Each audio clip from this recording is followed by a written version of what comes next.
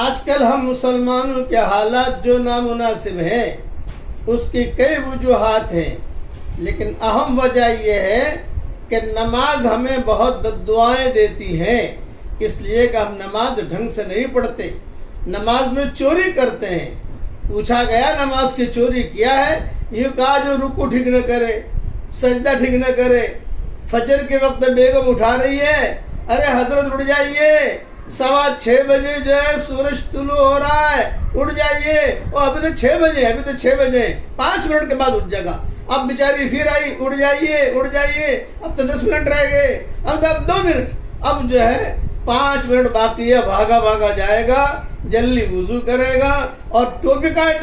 ٹوپی نہیں ملی تو بیوی کی اوڑھنی سر میں رکھ لی، اللہ